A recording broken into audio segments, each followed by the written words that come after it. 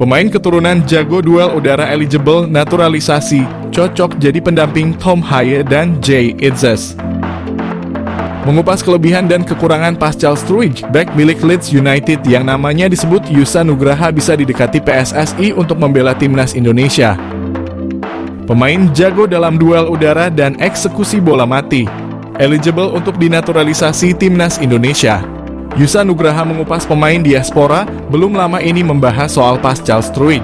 Bek berusia 25 tahun itu punya kualitas mumpuni setara Mads Hilgers dan bisa bermain sebagai gelandang bertahan. Karena kemampuannya itu, jika PSSI bisa membuka komunikasi dengan pihak Pascal Struijk, maka ada kemungkinan ia mau membela timnas Indonesia. Komunikasi dengan baik harus dilakukan PSSI mengingat dirinya dikabarkan masih menunggu panggilan Belanda yang menjadi pilihan utamanya di level internasional. Jika Pascal Struijk bisa dinaturalisasi, menarik untuk mengupas kelebihan dan kekurangannya yang bisa menguntungkan ataupun merugikan timnas Indonesia. Salah satu kelebihan yang dimiliki Pascal Struijk adalah versatilitasnya, di mana ia bisa bermain sebagai bek tengah maupun gelandang bertahan.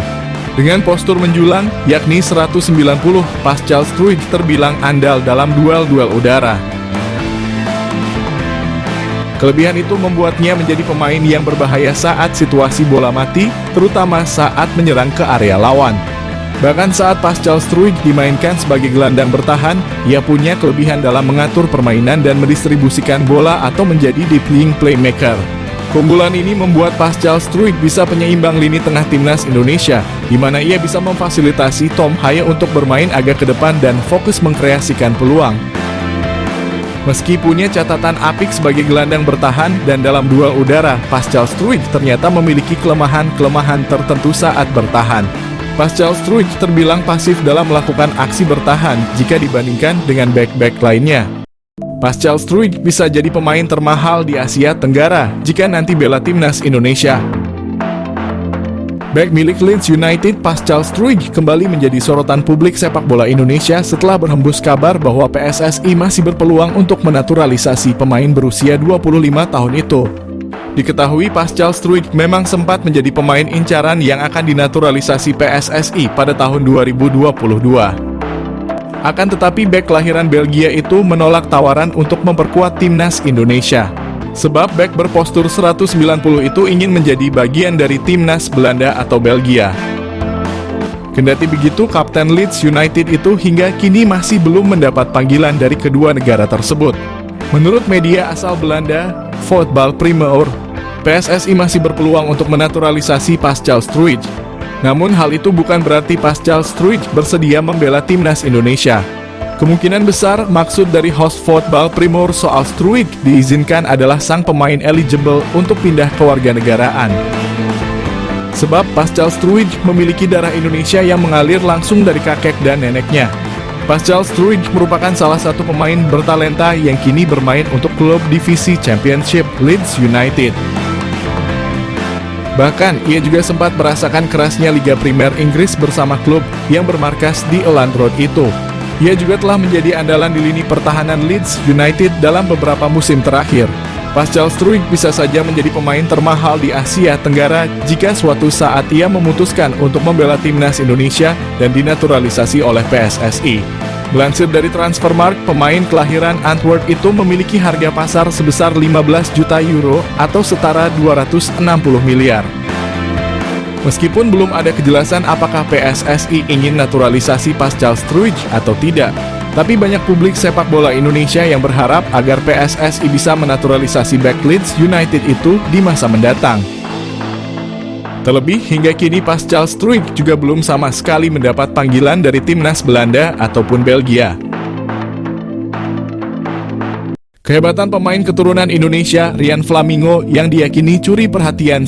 Belakangan ini kabar soal naturalisasi kembali mencuat.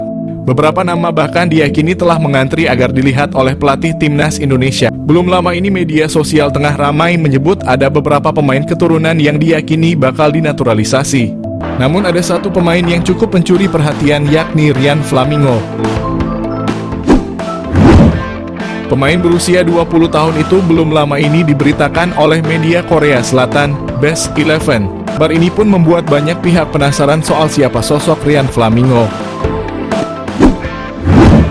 Ryan Flamingo saat ini tengah memperkuat klub asal Belanda, FC Utrecht, dan berposisi sebagai bek tengah. Mengetahui posisi Ryan, beberapa pihak tak setuju ajukan ketertarikan pada pemain ini. Hal ini karena timnas Indonesia dinilai sudah memiliki banyak pemain belakang yang mumpuni.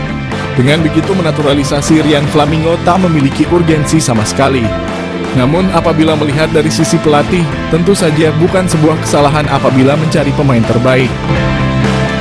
Apalagi pelatih tentunya memiliki pemikiran untuk jangka panjang. Menilik lebih dalam, kehadiran Ryan Flamingo seharusnya tak akan merugikan timnas Indonesia.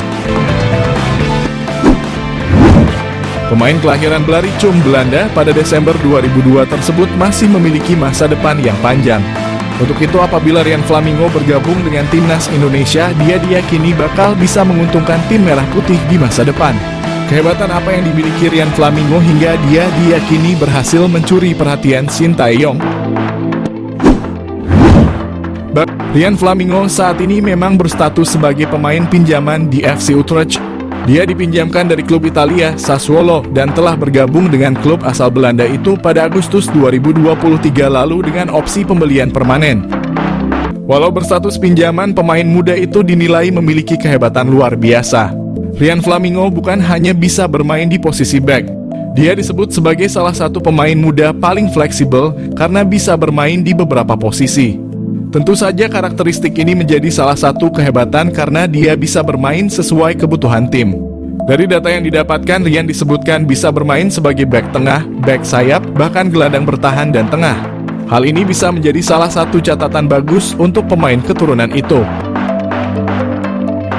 Menilik profil Ryan Flamingo dari Transfermarkt, dia bukan pemain yang baru bermain sepak bola kemarin sore. Ryan Flamingo telah memulai perjalanannya sebagai pemain bola dari 2014 dengan bermain di BFC Busum Youth.